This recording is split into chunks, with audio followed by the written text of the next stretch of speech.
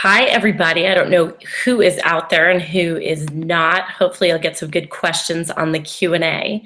But it's Elizabeth with Wine for Normal People, and I'm excited to be here and to talk about food and wine pairing tonight. So a couple things that we're going to talk about. First, we're going to talk about the fundamentals of food and wine pairing because it's really important to get that down before we start getting into Thanksgiving, which is so confusing because there's so much there are so many different kinds of flavors in Thanksgiving food, so it's very difficult. But if we talk about the fundamentals of food and wine pairing, then we can get into, kind of the details and all the questions that I hope that you guys will enter. I have the Q&A function enabled, so just punch in the Q&A, or if you want, you can tweet me at Normal Wine, or put something on the Facebook page and the Wine for Normal People Facebook page, and I will check that throughout periodically so that we can make sure that we get every question answered that you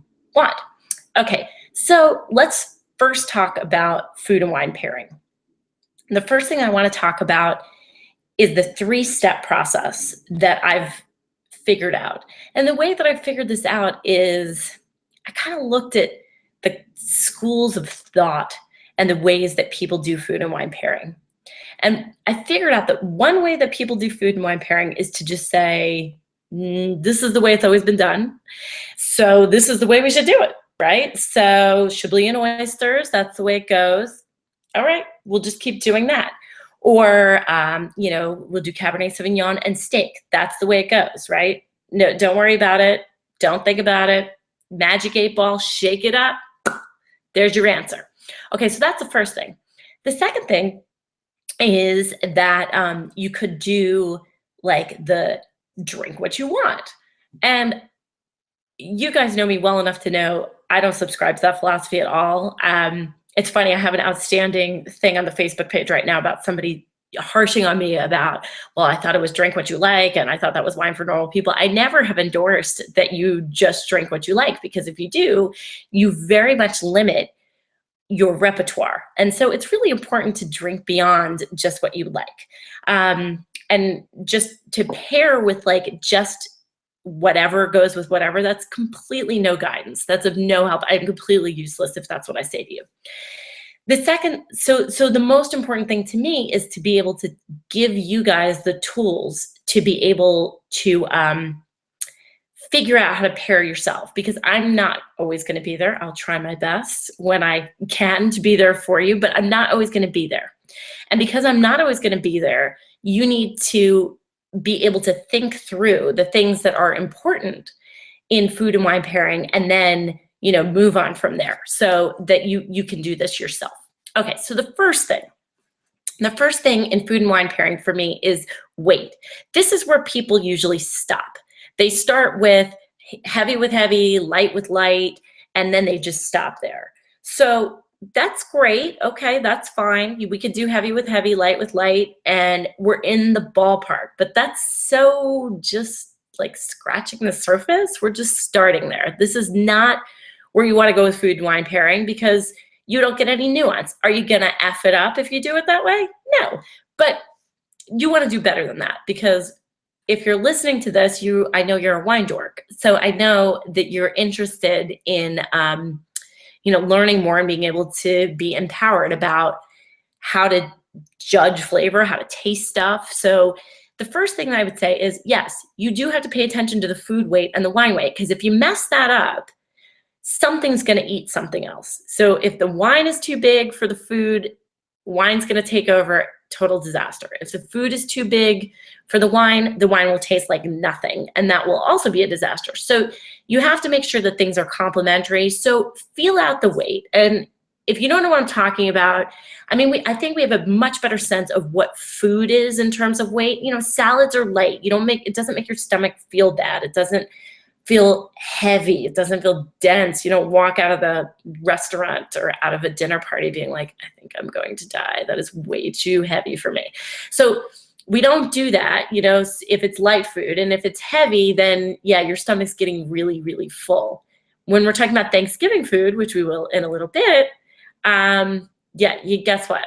it's super heavy. I mean, almost everything on the Thanksgiving table is super, super heavy, which is why we all go into food coma at the end of Thanksgiving. So weight, got to get that right, or else something will eat the other thing. The second thing that's really important, and this is going to drive home the point about really skilled food and wine pairing for you, and I don't think it's something that at least I hear a lot of other people talk about, but it makes a lot of sense. And the only reason that I sort of came to this is because I eat a fishitarian diet. And so I have to pay a little bit more attention, not to protein, but a lot to flavor, because the flavors that are in meat or on meat are often on vegetables or fish. And so it would mean if I only stopped at weight that I could never have Cabernet Sauvignon, because it would not go with literally like almost anything I ate. And that would be terrible. So what I chose to do, or what I choose to do, is to look at like, what's the final flavor in your mouth when you take a bite? As I always say, like, chefs' reputations are not made from, like, they're not made off of, okay, I cooked a slab of meat, I did an awesome job. If any of you watch Top Chef, you understand this. It's not from cooking the slab of meat perfectly. Yeah, you got to get that right. Just like you have to ballpark the weight of the food and wine correctly. That's not what this is about. It's about the flavor. What distinguishes one restaurant that you like from another is about the flavor, the final flavors in your mouth. What are the final flavors? Are they spicy? Is it Moroccan spice? Is it warm spice? Is it a fruit compote? Is it something that is full and rich? Is it something that's really like green tasting? Is it cheese that's has a real distinct, strong flavor? Is it vinegar? Whatever it is, think about the dominant flavors in your mouth when you are taking that last bite. And I'll tell you right now, I always say this, a lot of times it's like garlic mashed potatoes or something like that, that is unexpected. The side dishes are incredibly important when you're pairing, because they can override your main dish sometimes with the enormous flavor in them. Sometimes that's a really great thing, and sometimes it's not so good. So, I mean, I'm thinking last night I went out to dinner for like the first time in forever, because as you know, if you listen to the podcast, I have 2 small children and I never go out. But MC Ice and I went out, yay. And I had a piece of fish, and it was on top of all of these really flavorful things. The fish, great. It was fine, but it was really like the stuff on the bottom. There were peppers, there was spinach. It was sauteed in a garlic, sort of olive oil sauce. So when I did the pairing, I was thinking about, okay, what is this going to taste like? I don't care about the fish so much, but what is this going to taste like? What's on the plate? That is really, really important in food and wine pairing. So you have all these things and these elements together. That's the first element will get you not crushing the wine or crushing the food. The second element will get you like, okay, I know I'm going to have to deal with nuance, and it's going to work with the third element in your this 3-step process. And that's, what is the structure of the wine? I would try to do this because I know that you're probably a little bit of a wine dork, and I know you want to test your knowledge. I would think about what kind of structure you want out of a wine. So if you have a really heavy protein, do you want something that has high tannin?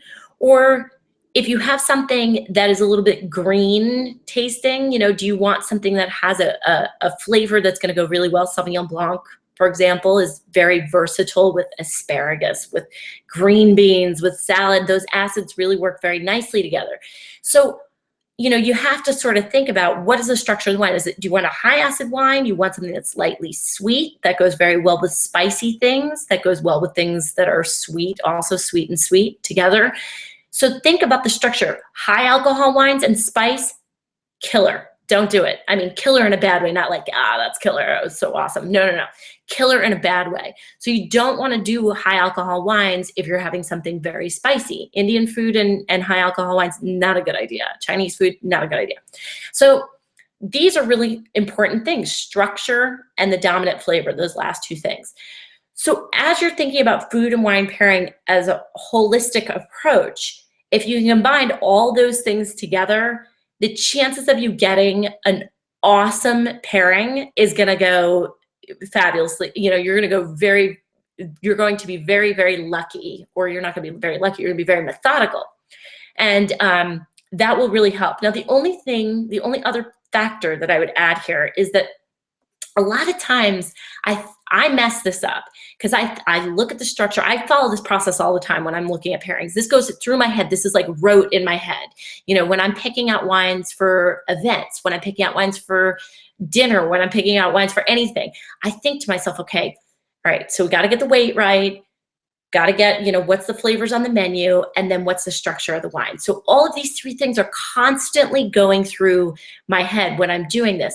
But the thing that I mess up on is sometimes the acids or the flavors in the wines don't go exactly well with the food. And this is where this rule, which I think every sommelier or wine dork in the world quotes, but it is very true.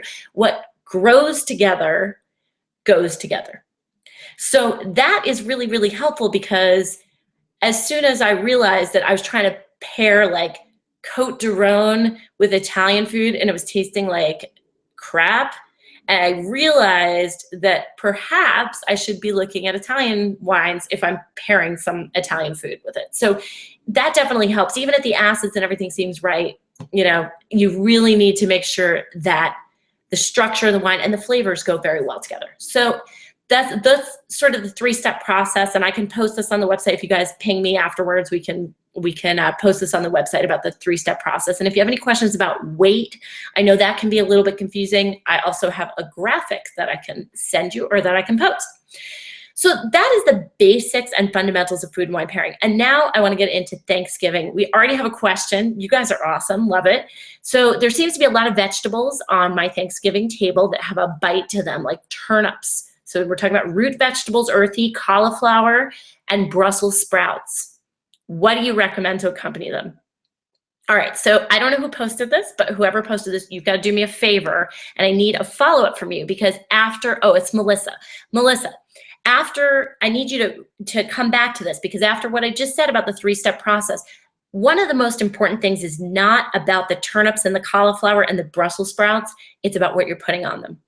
So come back to me now, please, and tell me what you put on those things, and then we can sort of figure it out. If it's salt, if it's, you know, sometimes people do like maple syrup, Brussels sprouts, or things like that, then, you know, we can get into it a little bit more. But I need a little detail, because that flavor profile, it's not just about the cauliflower, it's not just about the turnips, it's not just about the Brussels sprouts, it's what you put on them. So come back to me with that.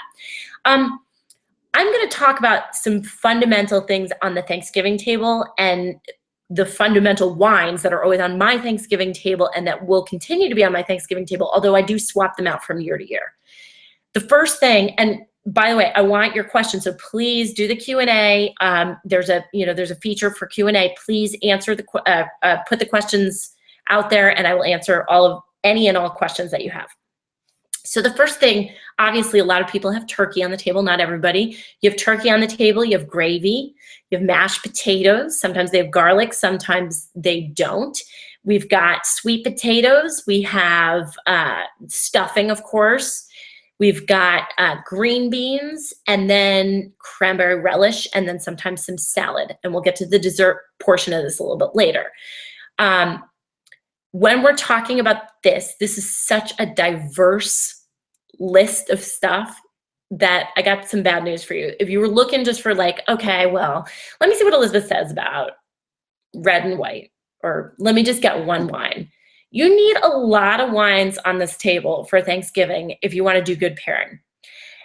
The tip that I would have for you, though, is that if you are not hosting all wine lovers, please make sure that you don't spend a fortune on the wine, because they're not going to appreciate it. Every year I get messages and emails from people saying, oh my gosh, I hauled out this awesome Pinot Noir I've been saving. Nobody liked it. Nobody appreciated it. They didn't get it.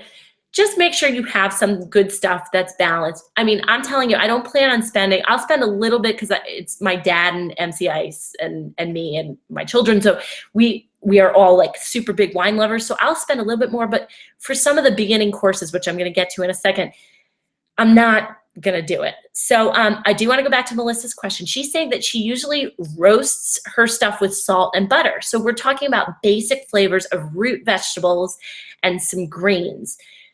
when you're thinking about the flavors of salt and butter, okay, you need to be very, very careful with salt because acid is amplified by salt and tannin is amplified by salt. So I would always, with the recommendations that you, or the stuff that you listed, Melissa, I would always say definitely stick with a white. You want to stick with something that's a neutral acid profile, nothing high acid like Sauvignon Blanc. Chardonnay actually would be very good even if you're not a big Chardonnay drinker. Beautiful Chardonnay, and that's one of the wines that is always on my table, whether it be in sparkling format, which by the way is awesome with all sorts of turkey and can come really cheap. I just poured a Grambec Chardonnay or Grambec sparkling wine from, it's a Cap Classique from South Africa. The wine's like 15 bucks and it was awesome. So, you know, sparkling is definitely a possibility. And that goes great with turkey. It goes great with just regular mashed potatoes. That's going to be really nice. So sparkling, great one. Riesling, another one. Dry Riesling, very aromatic and very good. Not for your stuff, Melissa, not for the high acid or for the earth vegetables, root vegetables, but certainly for other things that are on the table. Sweet potatoes, you're going to want to have a wine that's slightly sweet. For anything that has a fruit relish, cranberry relish, you're going to look for something that has a lightly sweet profile. Vouvray, which is a lightly sweet Chenin Blanc, or you could do a lightly sweet sparkling wine. You could do, you know, a sweet Riesling, not super sweet, but something like a Spätlese would be a very good option for you. So these types of things are excellent. If you don't want to do that, Alsace Riesling is usually dry and it's a beautiful match for things. Rosé, another thing that's going to be very versatile on your table. Rosé will go very well because it has a fruitiness to it that's going to go well with some of those salty flavors. It has high acid, it has acidity, but not too high. Most of the foods, the savory foods on our table are very salty. So if you don't like the salt and acid combo, you know, you got to be careful. Tannin, you know, notice that I'm not recommending a lot of red wines. I'm not saying no to red wine, but what I am saying is you want to go for something lower in tannin. New World Pinot Noir. Cabernet Franc is kind of medium tannin, Chinon from, and that's an earthy one that might go well with turnips or root vegetables. These types of things are really, really nice and they don't have really high tannin. If you have really high tannin, it's going to amplify that salt and it really will taste out of balance. I also, even though it has a little bit higher tannin, I do like some Syrah, but normally New World Syrah. So things, again, lower tannin and, you know, your acid tolerance, you really have to figure out whether or not, again, with the structure, that's something that you can take. So another final, you know, suggestion before I'm going to get to the questions and then we're going to talk about dessert. I see somebody was saying, was talking about the dessert.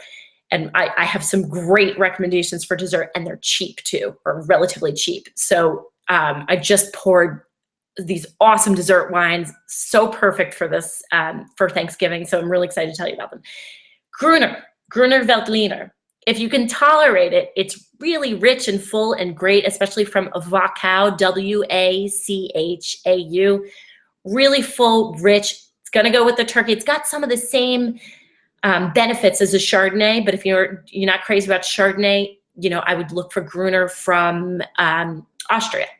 Okay, so let me turn to those questions. So basically, you know, we've covered a bunch of stuff here. So now I'm going to get to these questions. But what I want to impress upon you is one wine or two wines on the Thanksgiving table is not enough. And I'm sorry to tell you that, but you don't have to spend a fortune either. All the wines that I mentioned, all of them can be purchased affordably, and I think you shouldn't spend honestly for Thanksgiving unless you have like a wine dork fest. Don't do more than like 20 or 25 a bottle. By the end of the meal, everybody's going to be dead anyway. You know, their palates are going to be dead. So don't do that. You know, spend on dessert for sure, but the wines I'm about to tell you about for dessert, they're like 18 bucks and they go a really long way. So let me get back to the questions and then we can get to dessert. Okay, so Brian is saying he's looking for something a little different from the normal reds like Pinot, Italian varieties with Thanksgiving. Brian, again, I'm going to bounce it back to you about the flavors on your Thanksgiving table. So I need you to come back to me with what types of flavors, where are you going with your Thanksgiving? Once we get that, it'll be much easier for me to tell you what to have. If you're going to go for Italian reds, though, I'm going to tell you once again, you need to watch your acids and how they sort of multiply against the salt. The other thing I really need you to think about are high tannins. So I would go directly to southern Italy. I would look for Nero d'Avola. I would look for Cerasuolo from Sicily. I might look for Taurasi, which is an Aglianico, a little bit high on the tannin side. Those types of Italian grapes from the south, really fruity, rich, and are going to be good. So let's hope that will pair with, but again, we have to think about the flavors that are on your Thanksgiving table. So get back to me about the final flavors. Price point, Jonathan's asking about price point for Thanksgiving wine. As I said, I'm not going above 20, 25 on the high side. Just because I don't feel that it's necessary, and I feel like because I do have to have multiple wines on the table, I'm not going big. I might do one really nice wine, but I have a feeling since I always overbuy for Thanksgiving that we'll probably have it the next night. And that'll probably be something like a Rhone, a Northern Rhone Syrah. We're having a very traditional Thanksgiving. I'm totally following everything that I'm telling you. So I'm looking at $20, $25, for a good rosé. I'm probably going to have to pay $25. That might be my most expensive wine. So we'll see. Hopefully that'll fit. And if you guys, want specific regions and stuff like that, fire away. So that's that. Okay. South African wine I just mentioned, Laura, Graham Beck. Graham Beck. It's widely available. Cap Classique is the name of traditionally made sparkling wine from South Africa. South Africa is I'm telling you, I wish that they exported more stuff or good stuff, because it's so good and it's a great value. But that wine is in particular really good. I'm going to mention it again in a minute with dessert, because they do a demi-sec, which is very hard to find. A semi-sweet sparkling wine, which is ideal with dessert. Graham Beck also does that. It's I'm telling you, this thing's like $16, $17. It's great. So Graham Beck Cap Classique is what you're going to look for. Colin is saying, would something like a cava be too dry to serve with most typical Thanksgiving foods? Absolutely not. Cava is a great one. You can even do a rosé cava, because that combines the beauty of the fruitiness of the rosé with the effervescence. The thing about cava is that it does tend to be a little bit on the fruitier side. You might even want to go with something like a Prosecco or a Sekt from Germany, which is really fruity and nice. It's not going to be sweet, while the Proseccos can be a little bit sweet. If you do go for Prosecco, you guys are going to kill me, and you're going to be like, how do you spell this? Get one from Valdo Biadene. Okay, VALDIOBBI. Oh my gosh. You know what? Let me just write it on the Facebook page. I'm so sorry, because I'm going to have to write it out in order to, I can say it, but it's very hard to get it together. So I would look for a higher quality Prosecco or something like that. Again, you're looking for things that are balancing the savory and the sweet. Cava is fine. It may even be a little bit better than champagne, because to your point, it's pretty dry. So champagne. Okay, let's get to Brian again. Traditional Thanksgiving pairing with turkey and gravy. Turkey and gravy, again, okay, it depends on the part of the bird, because with the dark meat, you're definitely going to be looking at a richer flavor. You're looking at traditional, you could go crazy and go for Blaufränkisch or something like that from Austria, but you could also stick with something domestic. I don't love the idea of Zinfandel, which a lot of the producers push, because it's fruity and it's low in tannins sometimes, but the alcohol kills the food. So I'm not a big fan of that. I totally am with you on I don't usually have a Pinot at the table for that. Merlot, consider Merlot. Consider Cabernet Franc. Consider Spanish varietals, Humilla, even though can be very high in alcohol. Malbec also could work for you if you're looking for reds. The element of the gravy, the savory quality, could be very nice with a plummy Malbec. Just don't spend too much on it. Okay, let's see. I've got lots of questions. I love that you guys are asking questions. Several sites recommend American Pinot Noir, Laura. Is there any reason they recommend American? Okay, this is a twofold thing. and it depends on the sites you're looking at. One, they may be in the pocket of the American producers. If you look on the site, that may be who's advertising. Two is, it's an American holiday. Thanksgiving is an American holiday, so people like the idea of going for an American. And third, American Pinot Noir is a very broad net. So I would be really careful about those sites recommending an American Pinot Noir, because Oregon Pinot Noir has absolutely nothing to do with California Pinot Noir. And if you're getting it from other parts of the country, it's not going to taste the same.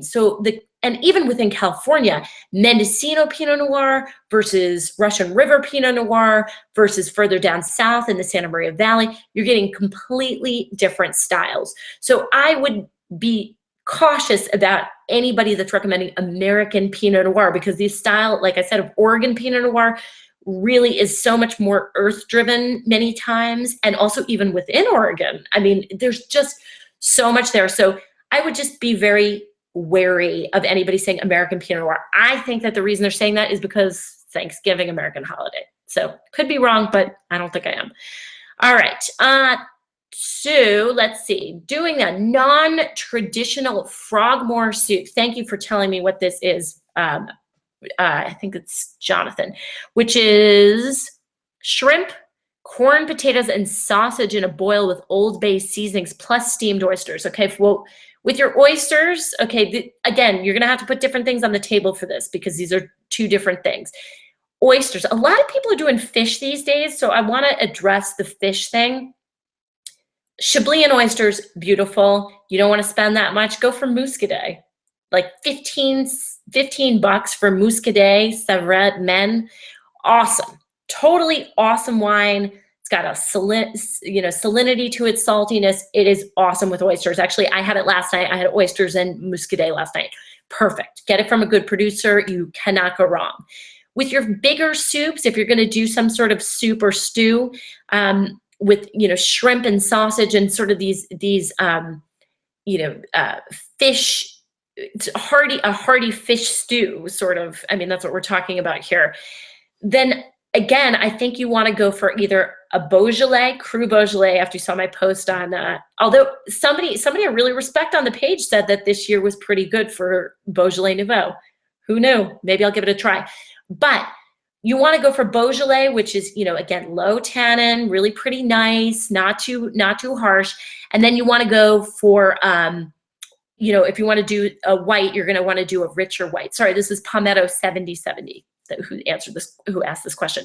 You're going to want to go for something, a richer, fuller white. Viognier might be very nice. You might want to even go for something highly perfumed like Torrontés from Argentina. And again, all these wines are reasonably priced. If you don't want to do, I wouldn't do Chardonnay with that. I wouldn't do Sauvignon Blanc with that. I would definitely do an Alsace Riesling. That could work. That could also kind of work with your oysters, but I'd go for something higher in acidity. And again, for $12, $15, go for the Muscadet. So that's what I would say on your Frogmore soup. Sounds very good. Can I come over? Okay. Two things. The land of cheese. Oh my gosh, I love cheese, Shay. I really love cheese too. Okay. That will be present on the Thanksgiving table this year. Also, most of my guests prefer red to white. Which wine varieties will make the best pairings? Okay, Shay, you're going to have to come back to me on this with what kinds of cheeses, because that matters a lot. Because, blue cheese, as we know, very hard to pair with. If you're going to do blue, we need to work with that a little bit. If you're going to do more like cheddar or more mild cheeses, we can work on that. It's not a problem at all to do reds. And although I would push your guests who think that they don't like white to do richer, fuller whites that are off the beaten path. Some of the ones that I recommended, maybe something like a Gruner, maybe something like an Alsace Riesling. Throw a ringer or two in there, because they really are the best, or bubbly. That could be really good, or rosé for that matter. But with your, when you're thinking about the Thanksgiving table, again, I'm going to tell you Cru Beaujolais from one of those towns, or Beaujolais Village. So, you might see like Morgon or Fleury from Beaujolais. Ask for a Cru Beaujolais when you go to the wine shop. They should have at least something. And I would recommend something like that. If you want a fruitier Pinot Noir, okay, you know, look for something from the central coast of California. That's going to be pretty good. If you want something I recommended before, you can definitely look into these richer, fuller Italians that are awesome, very inexpensive, especially the ones from Sicily, Nera d'Avola, Cerasuolo, Di Vittoria, all of those excellent wines, great value. I'm drinking a Greek wine right now, by the way. Here, let me just show you this.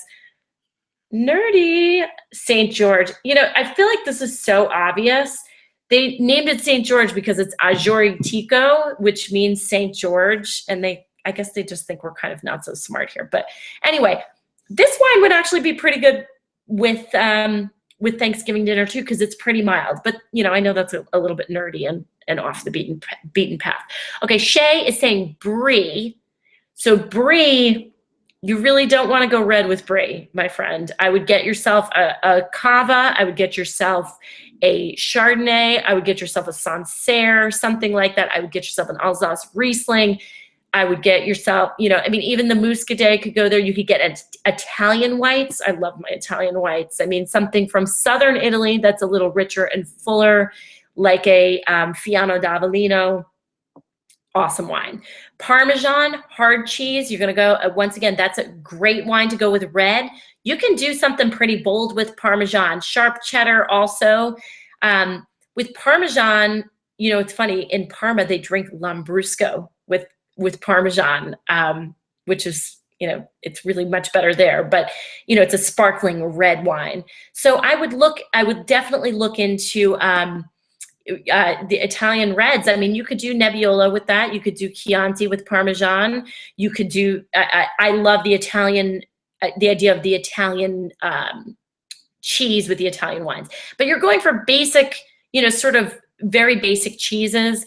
The only thing that I would say is you're very hard pressed to find a red that's going to not eat the Brie, because Brie, it's rich, but it's so delicate. So that would be my advice. Okay, so everything is family style, and they're going to have multiple glasses of wine on the table.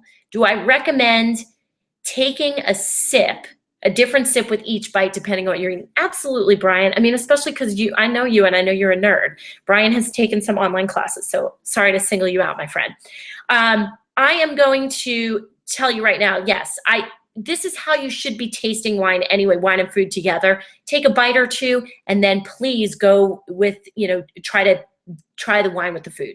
If you're interested in that. By the end of the meal, you're going to be like, forget it. But yeah, multiple glasses on the table, go for it. Absolutely. See how everything pairs. Keep a mental note of it, and then get back to me, please, because you know I'll be getting back to you on how our pairings go.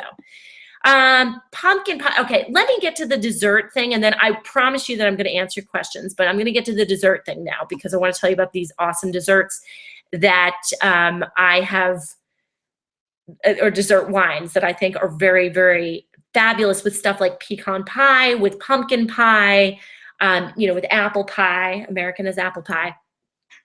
Here's the rule in food and wine pairing. If you have not heard me say this, you're going to hear me say it now, and I will say it 100 bazillion more times for the rest of my life.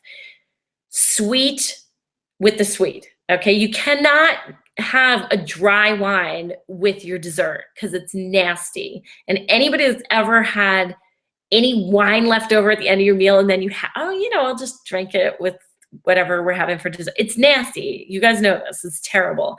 Like, the wine tastes terrible. The dessert tastes terrible. It doesn't work. This whole idea of, I mean, I can tell you from working at the big hulking winery, the entire idea of like chocolate and Cabernet is a creation of Hershey and the wine companies. Like, yes, we can do this for Thanksgiving.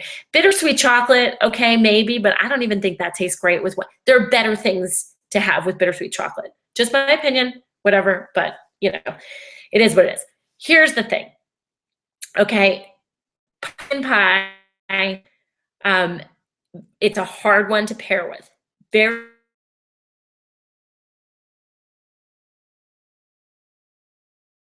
semi-sec or lightly sweet sparkling wine. Absolutely. So you are going to look for, like I said before, that Graham Beck. They make a demi-sec. If it's available in your market, do it. Look for a lightly sweet sparkling wine. I am not talking about American Moscato. Please don't go there. I mean, you could do Moscato d'Asti, which is lightly sweet and sparkling and really delicious. There's a brand called, I think it's called Sirocco.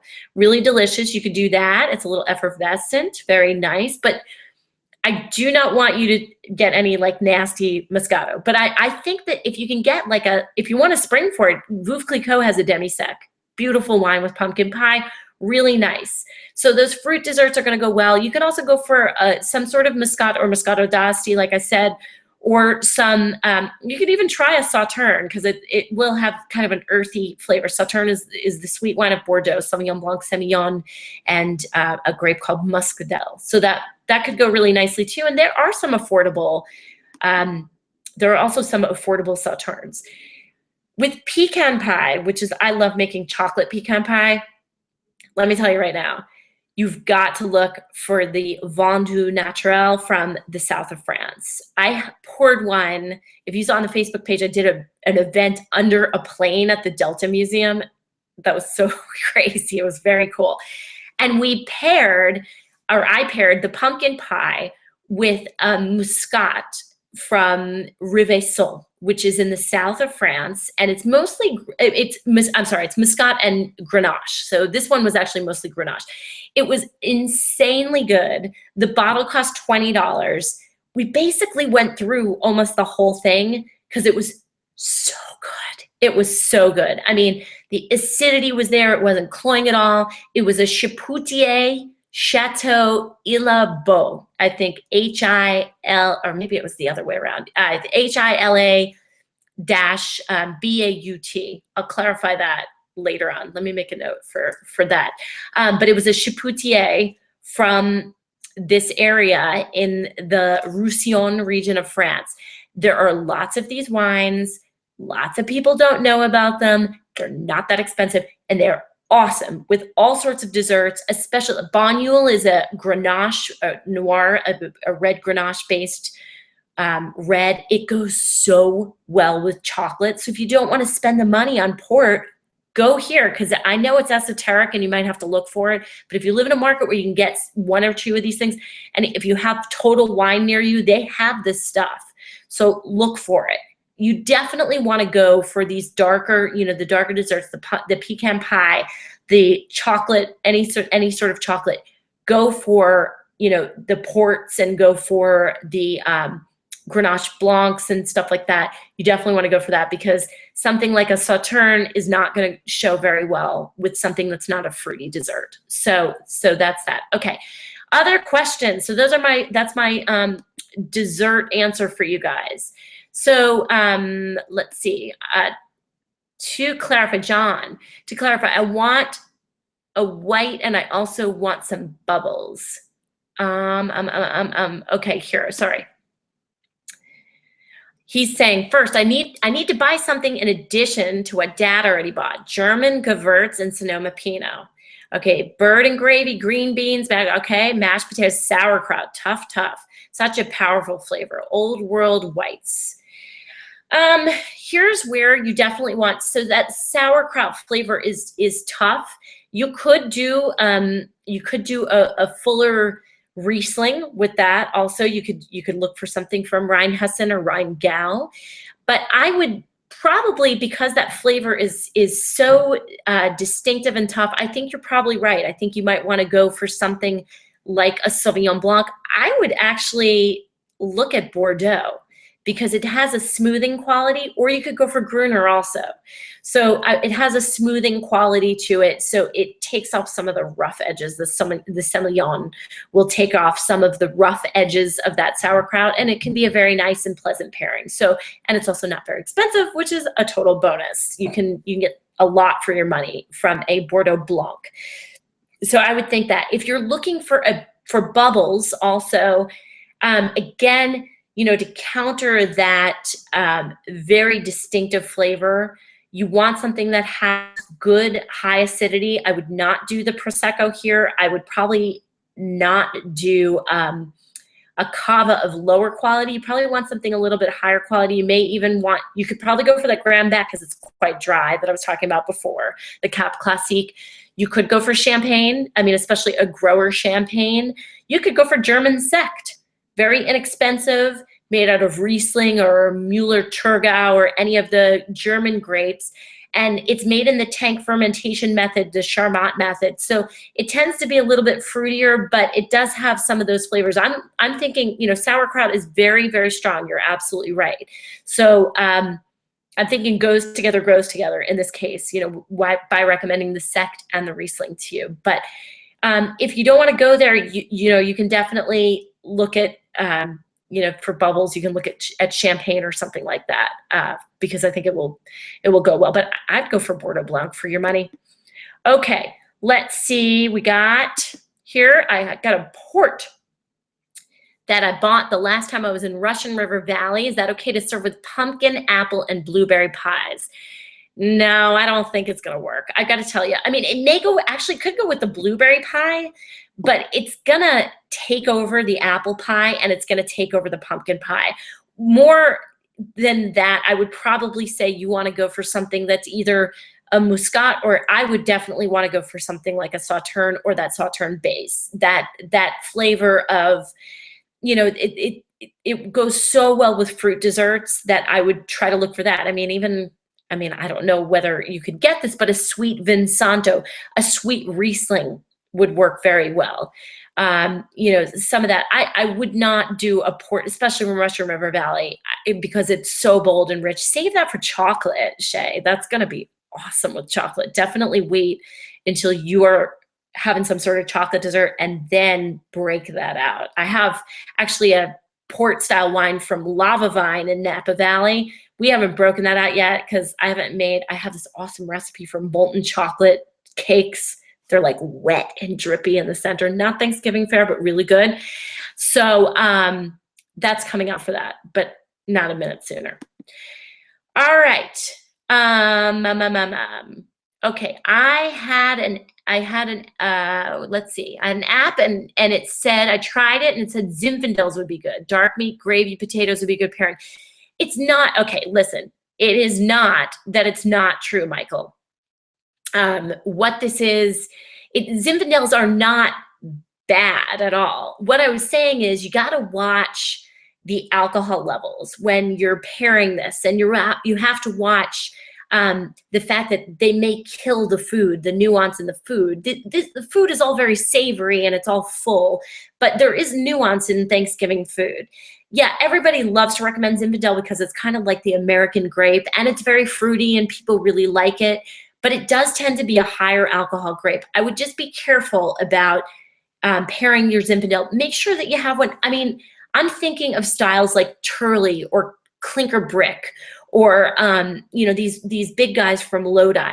Really huge wines, tough, very tough, okay? So if you are gonna get a Zinfandel, just make sure that it's a little bit milder. Look for something that's 13.5 or 14% alcohol, and look for something that has a spice component and some raspberry flavor, but that is not all bold and rich. You know, like that whole thing about no wimpy zins, you don't want that. That does not belong on your Thanksgiving table, because you need some things that are subtle so they don't overtake the food. You spent a long time making it. All right, so I love this question. Favorite Long Island wine? Woohoo, Long Island, love you, Melissa. You know, I have been remiss in visiting my homeland winery, so it has been a while. But I will tell you, I was a little bit disappointed. when I had the event in, I was just thinking about this. I had the event in New York and I served some, you know, for a fan event in New York, and I read an excerpt from the book and all that kind of stuff. I need to do it again real soon. Of course, the book is almost done, yay.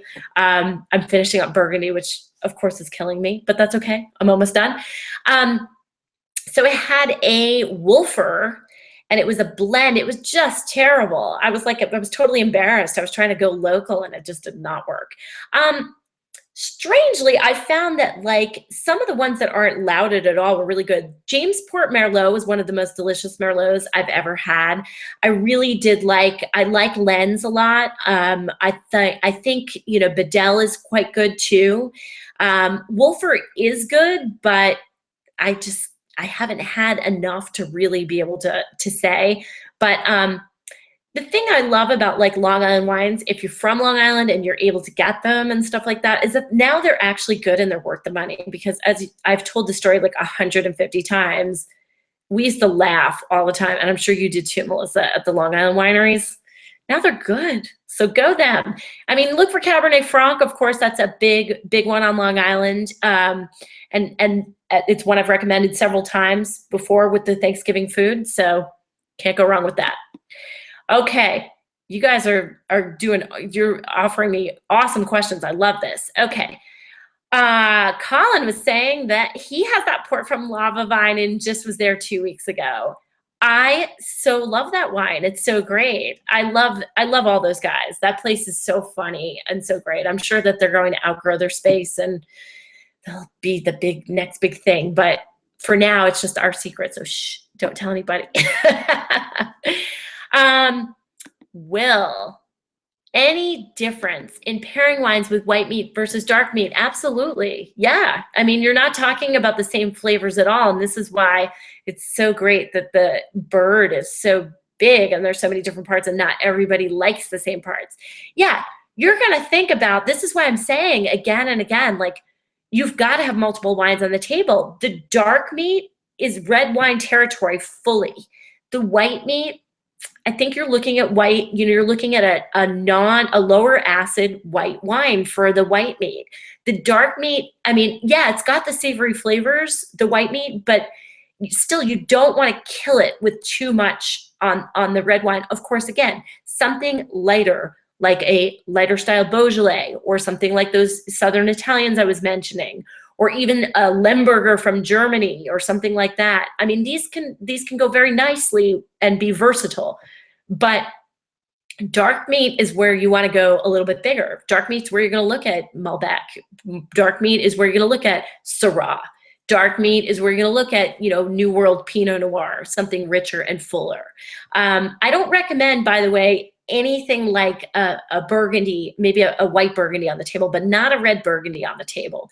It's too competing, too many flavors, too full. If you have the red Burgundy, save it for another time when you're doing more simple food. So that's what I would say. Absolutely. But dark meat, red wine territory. This is why you got to have multiple things on the table. It's an expensive wine holiday and good to try a lot of different things.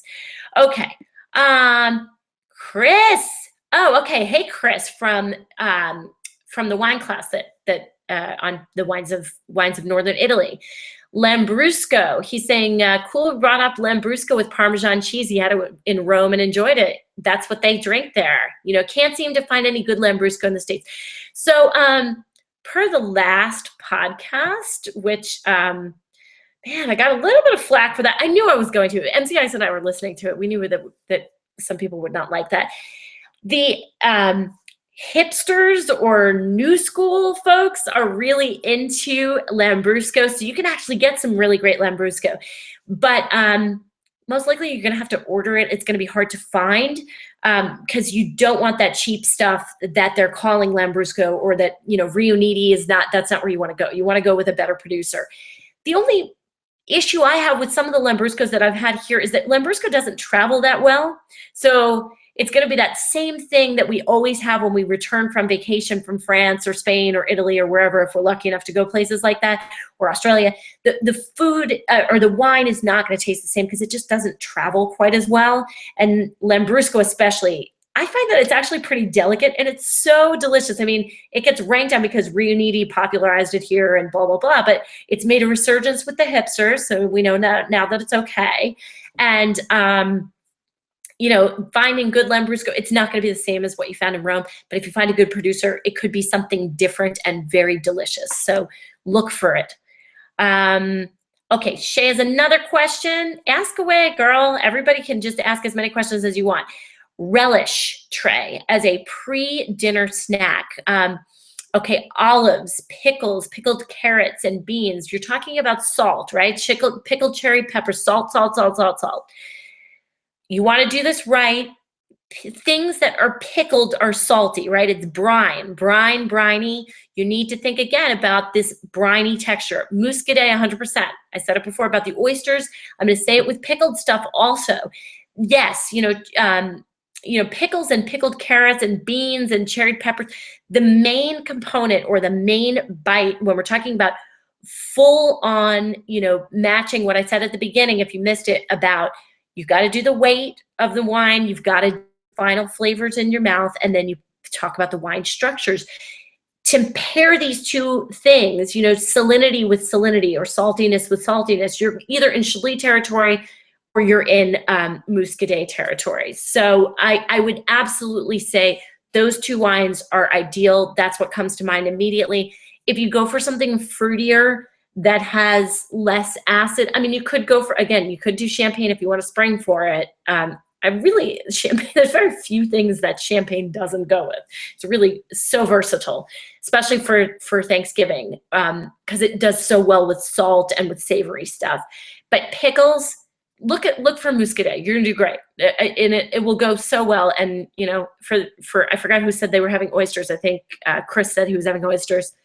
You cannot go wrong with that. Melissa, my friend from Long Island, I'm not going to give up on Wolfer. Please do not worry. She said, don't give up on Wolfer.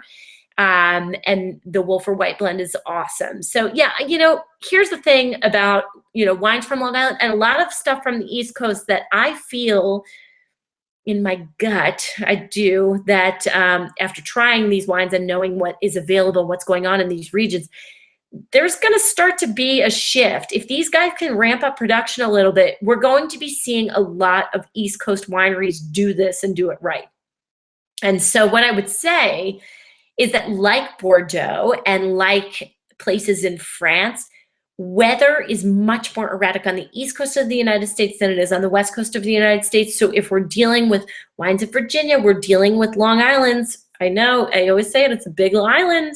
There's weather, it's going across. So, if we're dealing with that, it's going to be a lot of vintage variations. So I will not give up on Wolfer. Do not worry at all, Melissa. All right, so this is perfect. We're at the end of the session. I am going to close it down now. You guys can always post something on Facebook and I will return your questions. Just remember, I'm going to just do a quick recap here, that as you're thinking about the nuance, you want to pair with weight, you want to pair with the final flavors in your mouth, think about garlic, think about salt, you want to think about, are there nuts on the dish, what's taking over, what's the power player? And this goes for any food and wine pairing. And then finally, what's the structure of the wine? It's not just about flavor and weight, it's about structure also. So that's really, really important because you've heard me mention several times today, I don't mind high alcohol wines. I like them. I really enjoy some of them, but you do have to be careful in food and wine pairing, especially. That's my one time that I'll kind of be really super careful about that. A couple of extra questions and then we're going to wrap it up. But I do want to just say one other thing. Do not forget dessert. Do not forget dessert wines. Don't skimp on dessert wines. Don't serve the port with dessert wines unless you're doing chocolate. Look for these muscats. Look for Moscato d'Asti if you want to do that. Look for, an inexpensive Sauterne, which will still be better than a lot of other wines out there just because of the quality of the grapes. Okay, 2 last questions and then we're shutting it down. Usually on Thanksgiving, there's a lot of wine consumed. What's your method of recovery for the day after? Of course, you're asking for a friend. You may actually be asking for a friend. Well, first of all, here's the deal. I mean, I know that some of you are in the wine industry, but if you're not, you notice that people in the wine industry really very rarely get hungover, because the thing that you don't notice is that we're drinking a ton of water. Okay, eating food and drinking water throughout the meal is essential. If it needs to be bubbly water because that's more palatable or fancier or whatever, drink the water and drink it after the meal and drink it during the meal and before. You must drink water. That's the only way to really prevent the hangover. If you're getting totally hammered though, hate saying it, I do hair of the dog, a nice mimosa. That's all I can tell you. And that's pretty much it. Oh, it looks like the Google Hangout is over. Oh, sorry. My camera just went out for a second. Okay, sorry. Let's see, last thing. Jonathan, let me clarify this one last thing. don't think I understood you when answering another question. You said no Burgundy too complex. Is that correct? I did say that. That's my personal preference. My personal preference is, Burgundy is very hard to get a Burgundy that's worthwhile and that you're really, really gonna like and that you're gonna want on the table. You're gonna spend like $25 or $30, and it's going to have a lot of nuance. And I just find that with all of the thyme and the rosemary and all of the different spices and stuff like that, it can really take over. Go for Bordeaux. Don't go for Burgundy. That's what I would say. I would say it's much more worthwhile to pull out Bordeaux. If you got a nice Bordeaux, don't do Burgundy. Oregon Pinot Noir, well, I don't know if you saw my post. I really hated the Oregon Pinot Noir I had last night, and there is huge variability, but would I put Oregon Pinot Noir in the same category? Not exactly. Oregon has a lot more fruit most times than Burgundy, and although you do have to watch vintage, I would say you can have that on the table and you can expect that it will be a little bit fruitier, especially from a place like Dundee Hills, if you're looking at some of the sub-appellations. If you're just looking at Willamette, just make sure you get a good producer, because I've been a little disappointed lately in Oregon. There's been some crap that they're turning out, which I'm shocked by, because normally the quality standard there is very high. So I would say for me, no Burgundy will be on my table for Thanksgiving, but there could be a Bordeaux, and there may be this year. I haven't even gone shopping yet. I'm thinking Côte Rôtie, and I'm thinking maybe a Bordeaux, but probably Bordeaux Blanc. So hopefully that clarifies. For me, no Pinot. All right, you guys, thank you so much. If you haven't taken a class before, now you know what the format is. The only thing that's better, if you're still listening and you haven't taken a class before, is that we have all of each other at the bottom of the screen, so we can, and you guys can talk to me, and so I'm not just reading from the screen. We're actually having a conversation, which is nice, because I like talking to you. I don't like just talking to the screen. But I really am very excited for Thanksgiving. Thank you so much. I am very grateful to you for listening, for trusting my opinions, and for offering yours, and offering point and counterpoint. I just love you guys so much. I think you are terrific. Thank you for all your support. And like I said, it's Thanksgiving, and I am totally thankful. Couldn't be more thankful. So remember your 3 rules. Make sure you don't forget dessert, and go and get it. And if you have any other questions, of course, Wine for Normal People Facebook page. I think most of you are on that, at Normal Wine on Twitter. Email me, elizabeth@winefornormalpeople.com. Although, as I've told you before, I'm kind of slow on that. So happy Thanksgiving. Thank you. And happy Thanksgiving to you and your family. Be safe, and do not drive drunk either. Sorry, had to add that. Thank you guys. All right, I'm going to hang up now.